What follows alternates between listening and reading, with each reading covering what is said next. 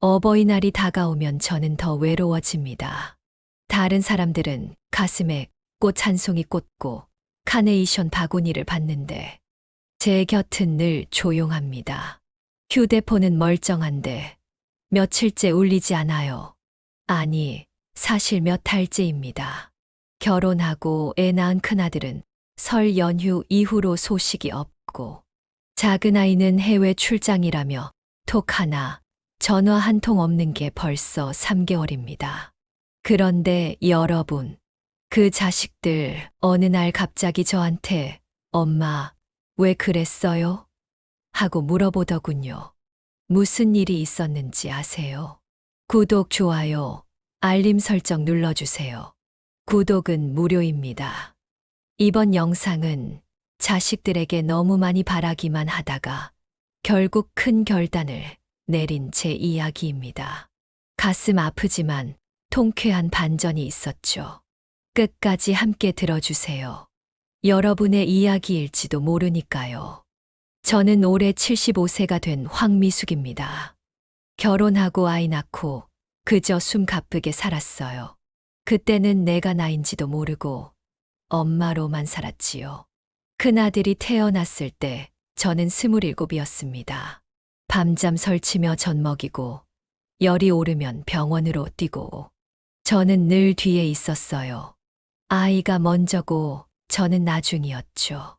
남편은 바빴고 살림은 온전히 제 몫이었어요. 그래도 좋았어요. 아이가 웃어주면 세상이 다 괜찮은 것 같았거든요. 작은 애가 태어났을 때는 더 분주했죠. 큰애 유치원 보내고 돌아오면 젖먹이 안고 청소하고 밥하고 하루가 어떻게 가는지도 모르고 살았어요. 그렇게 한 해, 두 해 지나 아이들은 학교에 가고 저는 일자리를 찾기 시작했어요. 남편 월급만으로는 생활이 빠듯했으니까요. 아파트 경비실, 분식집 아르바이트, 구청 기간제 일까지 못 해본 일이 없었죠. 저는 늘 아이들 중심으로 움직였어요. 학원비, 학용품, 수학여행비. 제 신발은 3년째였어도 아이들 교복은 새 것으로 맞췄어요. 남들처럼 뭔가 여유 있게는 못 해줬지만 최선을 다했다는 자부심은 있었어요. 고등학교 졸업하고 대학교 입학할 때 등록금 마련하느라 보험 하나 깨고 주방가전도 새로 들이지 못했어요. 그렇게 다 보내고 나면 엄마 고마워요. 한마디라도 해줄 줄 알았는데 이상하죠. 고맙다는 말을 들은 기억이 딱히 없어요. 그런데도 저는 늘 생각했어요. 그래, 자식은 내가 이 세상에서 가장 잘한 일이야. 크면 알겠지. 엄마가 뭘 포기했는지, 얼마나 애썼는지. 그렇게 버티고 견디며 언젠가는 자식들이 나를 이해해 줄 거야 라는 허망한 희망을 품고 살았던 것 같아요. 하지만요, 세월이 지나도 그들은 여전히 바쁘다는 말만 하더군요. 이제는 기다리는 것도 지쳤어요. 정년 퇴직을 한 건 벌써 10년 전 일이에요. 처음엔 마음이 가볍기도 했어요. 이제 아침마다 전쟁 안 해도 된다. 내 시간 좀 가져보자 하면서요. 하지만 그것도 잠시였어요. 막상 시간이 생기니까 그 시간을 어떻게 보내야 할지 모르겠더라고요. 아침에 눈을 뜨면 커튼을 걷고 식탁에 앉아 조용히 차 한 잔을 마십니다. 그런데 차를 마시는 것도 습관이지. 즐거워서 마시는 건 아니었어요. TV를 켜놓고도 소리만 나지. 무엇을 보고 있는지도 모르겠고요.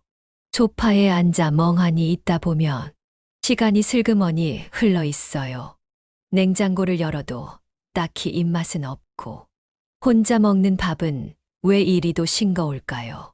예전엔 애들 좋아하는 반찬을 몇 가지씩 해놓고 도시락도 싸주고 잔소리도 하고 그게 하루의 활력이었는데 이젠 그런 소소한 전쟁도 없어요. 가끔은 이런 생각이 들어요. 나 이렇게 살아도 되는 건가?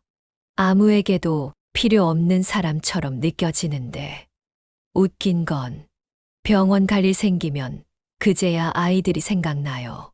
큰애한테 연락할까? 근데 또 바쁘다고 하겠지. 결국 참아요. 병원도 혼자 가고 약도 혼자 타오고 휴대폰 벨소리도 요즘엔 꺼놨어요. 기대하다 실망하는 게 더 아프니까요. 톡은 와도 대부분 광고, 병원 예약, 가끔은 이웃 아줌마가 보내는 이모티콘 하나. 하루는 친구가 그러더군요. 너는 자식이 둘이나 있는데 왜 그렇게 외롭냐? 참 웃기죠. 자식이 많다고 외롭지 않은 건 아니더라고요. 요즘은 자식한테 전화하면 왜? 무슨 일 있어? 라고 묻는 그 말이 제일 서운해요. 그게 걱정이 아니라 왜 연락했냐는 투처럼 들릴 때가 많거든요. 그래서 전화를 안 해요. 그들이 필요할 때 연락하겠지. 나는 그냥 기다리는 사람이 되었어요. 아니, 기다리는 것도 지쳤어서. 이젠 기다리는 척만 하는 사람입니다. 며칠 전이었어요. 같은 아파트 6층에 사는 미정이 언니가 초인종을 눌렀습니다. 손에는 작은 떡 케이크 하나랑 꽃 한 송이가 들려 있었어요. 동생아, 우리 딸이 보냈다. 이거 반 나눠 먹자. 꽃은 고운 분홍색 카네이션이었고, 떡 케이크에는 우리 엄마 사랑해요라는 작은 종이 꼬지가 꽂혀 있었죠. 와, 부럽다 언니 딸은 참 정이 많네. 제가 그렇게 말하자 언니는 그냥 전화 한 통이면 되는데 그게 그렇게 어렵나 봐. 얘는 이런 거 잘 챙겨. 늘 작은 걸로 감동 주는 애야. 하며 웃더군요. 그 말을 듣는 순간 웃고 있는 언니 얼굴이 왜 그렇게 부러워 보였는지 몰라요. 평범한 떡 하나, 카네이션 한 송이. 그게 그렇게 가슴을 울릴 줄은 몰랐어요.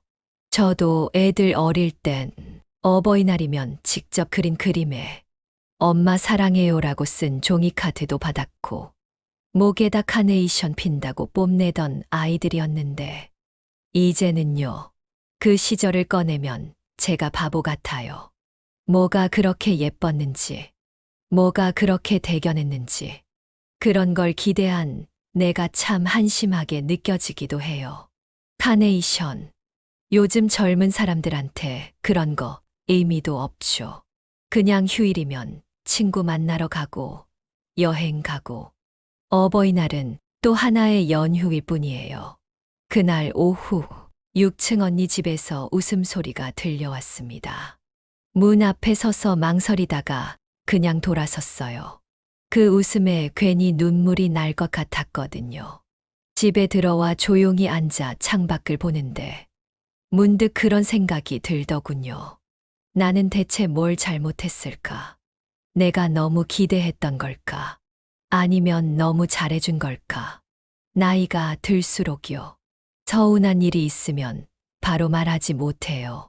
그저 혼자 꾹 삼키고 또 혼자 씻고 누워서 이불 속에서만 울죠. 어버이날이 뭐라고 이렇게 마음이 휘청거릴까요? 그날 밤은 오래도록 잠이 오지 않았습니다. 이불 속에서 자식들 이름을 하나씩 불러봤어요.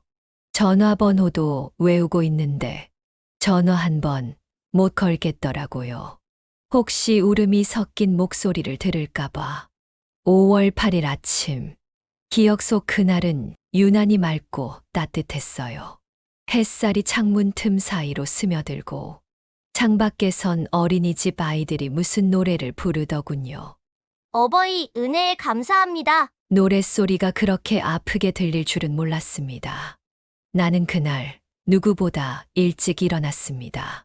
혹시 모를 전화를 못 받을까봐 화장실 갈 때도 베란다에 나갈 때도 휴대폰을 손에 꼭 쥐고 있었어요. 오늘은 오겠지. 늦잠 자는 거겠지. 바쁘긴 해도 그래도 어버이날이잖아. 그런 마음으로 시간을 보냈습니다. 아침 10시, 11시 정오. 점심시간이 되도록 전화 한 통이 없었습니다. 톡도 메시지도 없고요. 혹시나 싶어 큰아들 SNS를 들어가 봤습니다. 어버이날이라 꽃집은 북적북적 오늘도 출근. 그리고는 친구들과의 인증샷. 출근한 김에 회식도 한다는 말. 작은 애도 똑같았습니다. 스토리에 올라온 사진에는 분위기 좋은 카페, 라떼 한 잔. 그리고 오늘은 나를 위한 날. 그걸 보면서, 아, 내가 뭘 바란 걸까 하는 생각이 들더군요. 연락 한 번, 톡 한 줄 바라는 게 그렇게 무리한 일이었을까요? 저녁이 되어도 전화는 없었습니다. 불 꺼진 거실에 앉아 TV를 틀었지만 무슨 내용인지 눈에 들어오지 않았어요. 심지어 뉴스에서 어버이날 특집이 나오더군요. 카네이션과 함께 전하는 감사의 마음. 그 한마디에 가슴이 턱 막혔습니다. 그날 저녁, 나는 결국 울었습니다. 아무 말 없이 조용히 식탁에 놓인 물컵 하나를 바라보며 그날 하루 동안 휴대폰을 들었다 놨다 한 횟수가 몇 번이었는지 모릅니다. 아무 일 없었으면 좋겠다는 연락이라도 올 줄 알았거든요. 밤 10시쯤 작은 소리로 휴대폰이 진동했습니다. 심장이 덜컥 내려앉았어요. 왔구나. 설레는 마음으로 폰을 켰는데 이동통신사에서 온 요금 안내 문자였습니다. 정말 참 서글프더군요. 그렇게 5월 8일이 지나갔습니다. 꽃도 문자도 전화도 없이 그저 또 하나의 고요하고 서러운 하루로요. 그날 밤 불 꺼진 방 안에서 저는 휴대폰 불빛을 켜고 메모장을 열었습니다. 타이틀에 이렇게 썼죠. 마지막 준비, 생각만 해오던 일을 그날 처음으로 실천에 옮겼습니다. 이제 됐다. 기다릴 만큼 기다렸다. 내 마음도, 내 시간도 더는 그들에게 묶여 있으면 안 된다. 처음엔 손이 떨렸습니다. 마치 죄 짓는 것 같았어요. 하지만 곧 생각이 바뀌었어요. 죄를 지은 건 내가 아니지. 무관심하고 무심한 건 그 아이들이지. 다음 날 저는 동네 법률사무소를 찾아갔습니다. 유언장 작성에 필요한 상담을 받고 집 등기부등본도 떼고 은행에도 들러 보험과 예금 내역을 정리했어요. 그동안 모든 것이 자식들 이름으로 되어 있었어요. 보험 수익자도 상속 예정자도 모두 별 고민 없이 그렇게 지정해 놓았죠. 엄마니까 당연히 해주는 거지. 그 당연함이 이젠 억울했습니다. 그래서 다 바꿨습니다. 오래도록 알고 지낸 동네 경로당 회장님, 자주 찾아오는 복지사분, 그리고 저에게 말벗이 되어주던 302호 손녀까지. 그들에게는 아무것도 바라지 않았는데 그저 제 이야기를 들어주고 제가 외롭지 않게 해준 고마운 사람들이었어요. 그들에게 작은 메모와 함께 마음을 담았습니다. 이건 감사의 표시입니다. 아무 기대 없이 베풀어 주신 따뜻함을 잊지 않겠습니다. 그리고 마지막으로 큰아들과 작은애에게 쓴 편지를 서랍 안에 넣어두었습니다. 니들한텐 아무것도 바라지 않기로 했다. 하지만 이것만은 알았으면 좋겠다. 엄마는 평생 너희만 바라보고 살았지만 이제부터는 나 자신을 위해 살기로 했다. 편지를 다 쓰고 나니 가슴이 후련했어요. 서운함, 미련, 슬픔, 그 모든 게 천천히 벗겨지는 기분이었죠. 이제라도 나는 나를 지키기로 한 겁니다. 늦었지만 결코 너무 늦은 건 아니었어요. 그날 밤은 오랜만에 깊이 잠들었습니다. 휴대폰도 무음으로 바꿨고 머리맡엔 마지막 준비라는 파일이 저장된 메모지가 놓여 있었습니다. 그리고 며칠 후 그 조용한 반격이 자식들의 마음을 흔들기 시작했습니다. 그 편지는 마음을 다했었습니다. 지금껏 꾹꾹 눌러 담아왔던 말들. 다시 꺼내 쓰는 데만도 한참이 걸렸어요. 사랑하는 우리 큰아들, 그리고 작은 딸. 엄마가 너희를 미워해서 이런 선택을 한 건 아니야. 오히려 너무 사랑해서, 너무 오래 기다렸기 때문에 이제 그만 놓아주기로 했단다. 엄마는 평생 너희를 위해 살았어.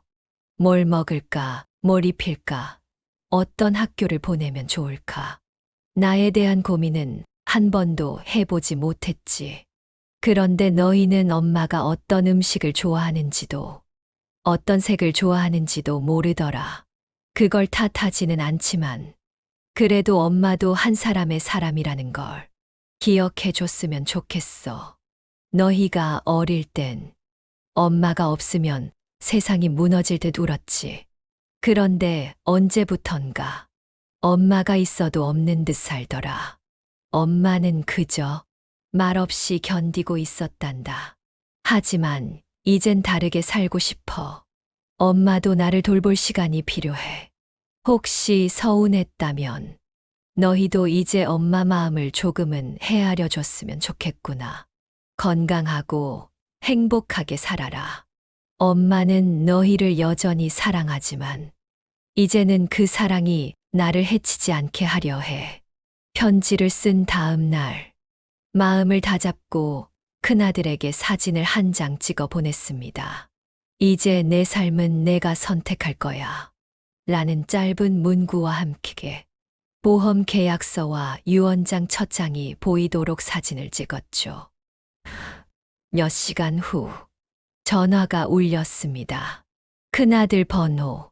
오랜만에 보는 그 이름이 화면에 떠 있었어요. 조심스레 전화를 받았더니 들리는 목소리는 평소와는 달랐습니다. 엄마, 이게 무슨 말이야? 뭐 하시는 거야, 지금? 분명히 걱정하는 말투였지만 그 속엔 당황과 분노가 섞여 있었죠. 왜 우리랑 상의도 없이 그런 거래? 엄마답지 않게 왜 이래?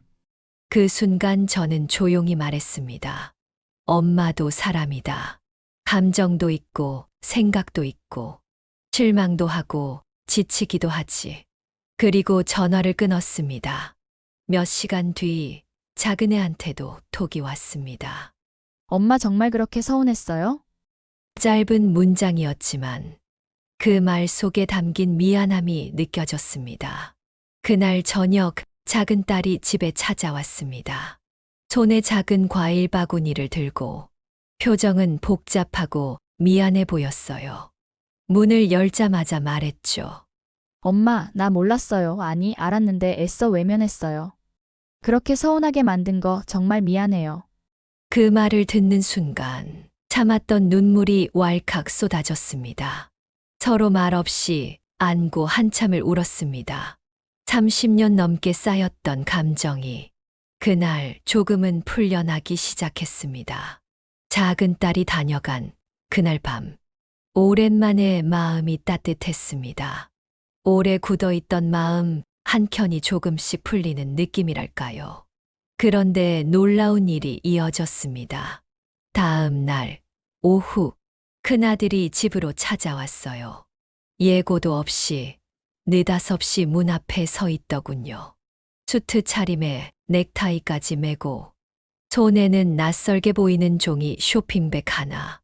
엄마, 시간 좀 괜찮아요? 놀랍고 반가웠지만 속으론 무슨 말을 하러 왔을까 긴장이 먼저 들었습니다. 그 아이가 앉자마자 말했습니다. 사실 엄마가 그렇게 느꼈다는 거, 나 전혀 몰랐어요. 아니, 애써 모른 척 했던 것 같아요. 그 말은 조금씩 이 아들의 벽이 무너지고 있다는 신호였습니다. 엄마가 뭐든 다 해주니까 그게 당연하다고 생각했어요. 내가 바쁘니까 이해하겠지, 애 키우니까 봐주겠지. 그 말에 저는 조용히 고개를 끄덕였어요. 그 아이가 말을 이어갔습니다. 그런데 유언장이고 뭐고 그거 보고 너무 놀랐어요. 엄마가 이렇게까지 생각하고 있었다는 걸 이제야 알았어요. 그때 쇼핑백에서 작은 박스 하나를 꺼내더군요. 카네이션 2송이와 감사합니다. 그리고 미안합니다라는 메모가 들어 있었습니다. 말없이 받아들었지만 가슴이 벅차올랐습니다. 이 아이가 정말 오랜만에 자식이 아닌 사람으로 보였습니다. 며칠 뒤 작은 딸도 다시 찾아왔습니다. 이번엔 엄마가 좋아하는 도라지 정과와 쌍화차를 들고요. 엄마, 다음 주엔 우리 셋이 같이 밥 먹어요. 오빠도 그러자고 했어요. 우리 이제 좀 바꿔보자고. 이 말을 들은 순간 전 솔직히 울컥했습니다. 이제라도 바꾸겠다고 하니 다행이다. 늦지 않았다면 얼마나 감사한 일인가. 그날 이후 작은 변화들이 생기기 시작했습니다. 큰아들은 일주일에 한 번은 꼭 전화를 걸었고, 작은 딸은 주말마다 찾아와 저녁을 먹고 갔습니다. 그리고 어버이날이 지난 그 다음 주말, 세 식구가 처음으로 함께 식탁에 앉았습니다. 언제 마지막으로 함께 밥을 먹었는지도 가물가물했죠.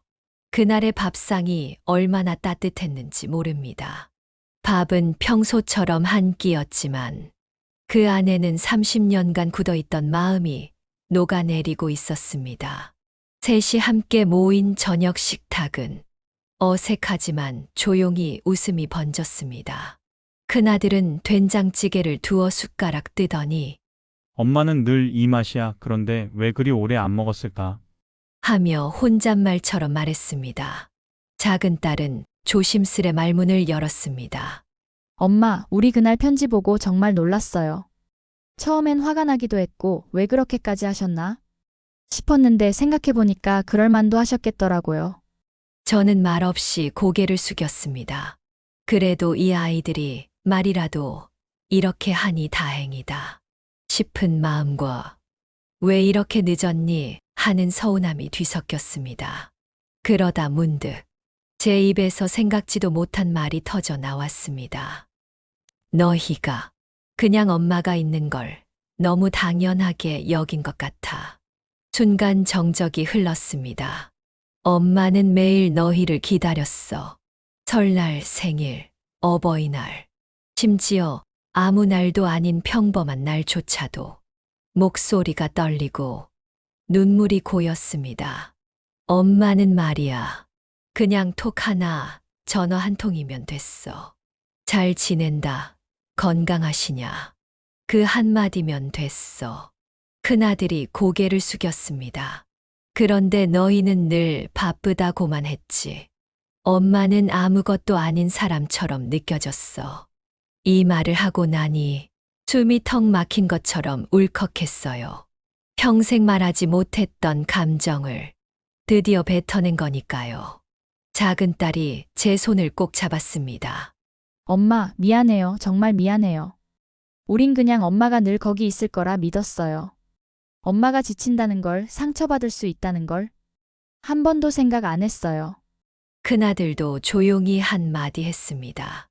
엄마, 앞으로는 다르게 살게요. 엄마 인생이 엄마 인생답게 존중받도록 할게요. 그날 밤, 우린 세 사람 다 울었습니다. 말없이 오래도록. 그동안 쌓인 오해와 무심함, 후회와 서운함을 눈물로 쏟아냈습니다. 그게 참 신기하더군요. 그렇게 울고 나니 뭔가가 조금 가벼워졌습니다. 가슴에 박혀있던 큰 돌덩이 하나가 조금은 옆으로 굴러나간 느낌이었어요. 그날의 눈물 이후 무언가가 달라졌습니다. 표면적으로는 작은 변화였지만 그 안에 담긴 의미는 컸습니다. 먼저 큰아들이 매주 토요일마다 전화를 걸기 시작했습니다. 처음엔 5분, 10분쯤 되는 짧은 통화였지만 이젠 퇴근 후 운전 중에도 엄마 잘 지냈어요? 하는 인사가 익숙해졌습니다. 그 목소리를 들을 때면 왠지 모르게 하루가 정리되는 기분이 들었죠. 작은 딸은 매주 주말마다 반찬을 몇 가지 해오곤 합니다. 엄마, 이건 닭가슴살 무조림, 이건 단호박조림. 이번엔 저염 간장으로 했어요. 하며 냉장고에 착착 넣어두고 가곤 합니다. 바쁘면 안 와도 돼. 입으론 그렇게 말해도 속으로는 그 아이가 오기만을 기다리게 되더군요. 그리고 어느 날 작은 딸이 제 손을 잡고 말했습니다. 엄마, 우리 다음 달엔 가족 사진 찍으러 가요. 이제 엄마 사진도 예쁘게 남겨드리고 싶어요. 그 말을 듣는 순간 가슴이 따뜻해졌습니다.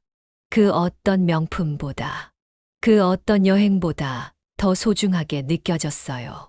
가족 사진이 뭐 별거냐고 생각할 수도 있지만, 한때는 이 집에 내가 있는 이유를 스스로도 잊어가던 제게 그 말은 당신은 여전히 우리 가족의 중심이에요라는 가장 큰 위로였습니다. 그리고 또 하나의 변화, 저 자신에게도 있었습니다. 예전 같았으면 애들한테 민폐일까봐 하며 무슨 일이든 참고 넘겼을 텐데, 이제는 필요한 일이 있으면 말하기로 했어요. 병원 진료가 있으면 같이 가줄래? 마트에 무거운 물건이 필요하면 이번 주말에 도와줄래? 그렇게 부탁하는 용기도 생겼습니다. 그랬더니 아이들도 그걸 당연하게 받아들이더라고요. 엄마, 왜 이제야 말해요? 하면서요. 사실, 사랑받는 사람은 늘 말하지 않아도 이해받는 줄 알았습니다. 하지만 이제는 압니다. 말하지 않으면 모릅니다. 기다리기만 하면 계속 기다리게 됩니다. 그래서 이젠 서운하면 말하고, 고맙다면 표현하고, 보고 싶으면 먼저 연락합니다. 그렇게 조금씩 서로에게 다가가는 법을 우린 배우고 있는 중입니다. 어느 날 거울 앞에 섰는데 제 얼굴에 생기가 돌아왔더군요. 화장기 없는 얼굴인데도 입꼬리가 살짝 올라가 있었습니다. 그건 분명 누가 나를 챙겨서가 아니라 내가 나를 챙기기 시작했기 때문일 겁니다. 올해도 어김없이 5월이 왔습니다. 창밖엔 분홍빛 카네이션을 든 아이들이 뛰어다니고 마트엔 어버이날 선물 세트 광고가 붙었습니다. 그런데 올해는 작년과 달랐습니다. 5월 8일 아침, 눈을 뜨자마자 휴대폰을 집어들었어요. 솔직히 말하면 기대하지 말자고 다짐했었지만 그래도 조금은 떨렸습니다. 그런데 놀랍게도 먼저 와 있는 메시지가 있었어요. 05시 59분 큰아들. 엄마, 일찍 일어나셨나요? 오늘 하루 누구보다 기분 좋은 날이었으면 좋겠어요. 사랑해요. 꼭 전화드릴게요. 그 한 줄을 읽는데 눈물이 핑 돌았습니다. 거창한 말도 선물도 아니었지만 그 말이 전해준 따뜻함은 오래도록 가슴에 머물렀습니다. 그리고 아침 9시쯤 작은 딸이 찾아왔습니다. 손엔 꽃 한 송이, 그리고 작게 포장된 손편지 하나. 엄마, 올해는 카네이션 대신 엄마가 좋아하는 연분홍 라넌큘러스예요. 이 꽃말이 당신의 따뜻한 마음에 감사해요래요. 그 말에 꽃보다 더 마음이 울컥했죠. 식탁에 앉아 딸이 준 편지를 펼쳐보니 정갈한 글씨로 그 안엔 이런 말이 적혀 있었습니다. 엄마, 어린 시절엔 엄마가 매일 곁에 있는 게 당연했어요. 그런데 이제는 그 당연함이 얼마나 큰 사랑이었는지를 알게 됐어요. 엄마가 있어서 제가 사람 구실을 하고 있다는 걸 너무 늦게 깨달아서 죄송해요. 오늘은 엄마가 엄마이기 전에 한 사람으로 기쁜 하루를 보내시길 바라는 마음입니다. 이걸 읽는데 그저 울었습니다. 소리도 없이 천천히 눈물이 흘렀습니다. 무슨 말이 더 필요할까요? 그 말 한 줄, 그 진심 하나에 그간의 서운함이 다 녹아내렸습니다. 점심이 되자 큰아들이 손자 손녀를 데리고 왔습니다.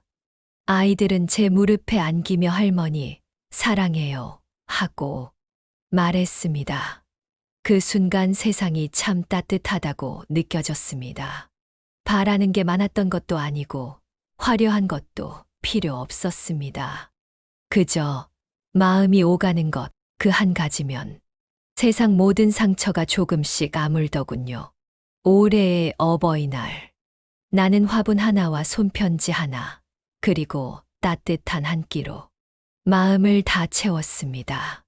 이제는 더 이상 기다리는 사람이 아니라 받을 줄 아는 사람이 되었고, 사랑을 구걸하지 않아도 스스로 존중받는 어른이 되었으니까요.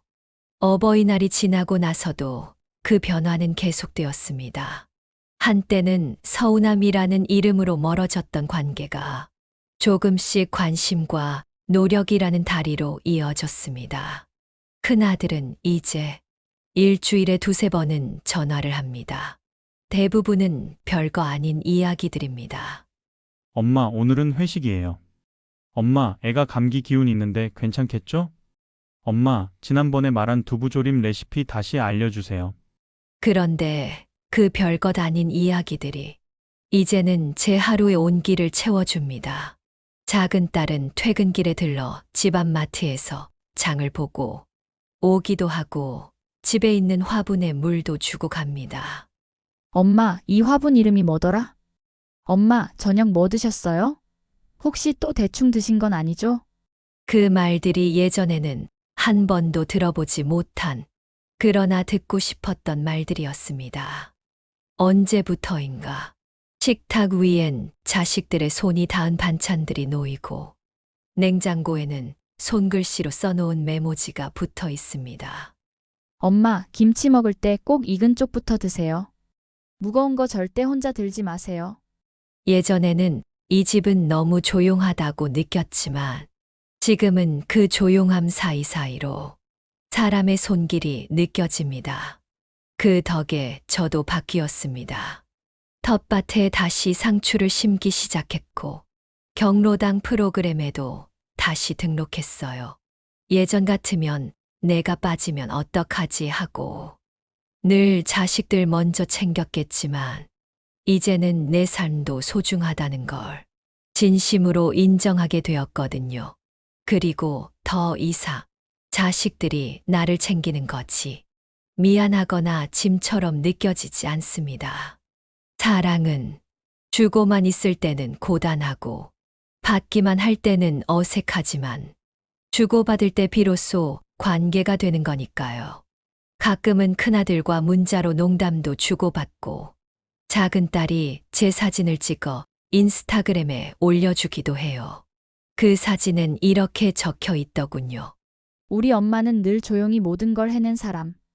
이제는 엄마가 혼자 조용히 울지 않았으면 좋겠어요. 그걸 본 순간 이 아이들이 변했구나. 정말로 나를 다시 보기 시작했구나 하는 생각에 가슴이 뭉클해졌습니다. 사실 부모가 자식을 가르치기도 하지만 때로는 자식도 부모를 다시 배우게 되는 것 같아요. 우리 가족은 지금 조금은 느리지만 다시 서로를 배우고 있습니다. 기억해 주세요. 사랑은 크기보다 방향입니다. 조금만 서로를 향해 움직이면 그건 언제든 다시 이어질 수 있는 선이 되니까요. 예전에 저는 늘 기다리는 사람이었습니다.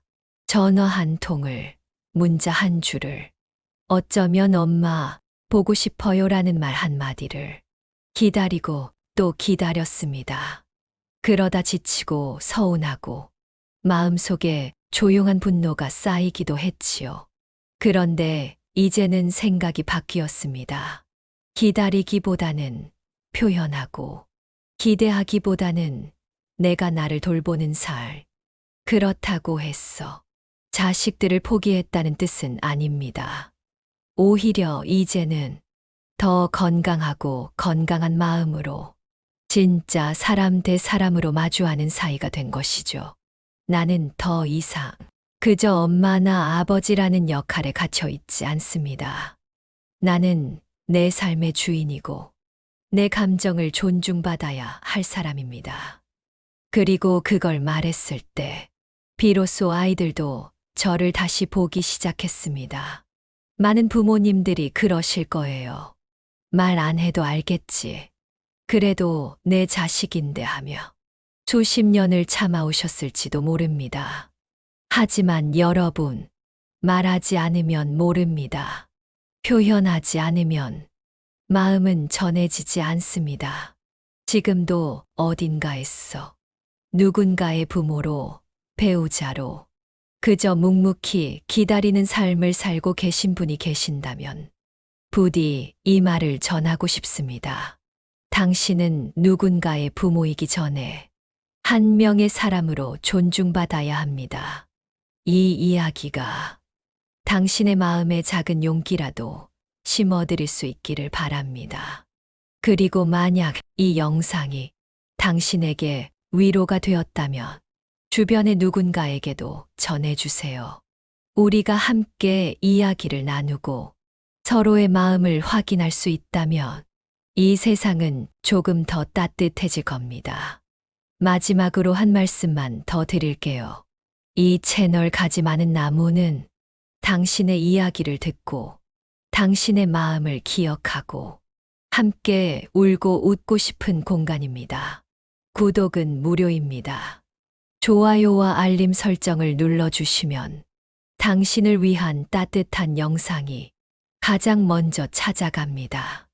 그리고 댓글로 당신의 경험이나 이야기 혹은 지금 마음속에 하고 싶은 말을 남겨주세요.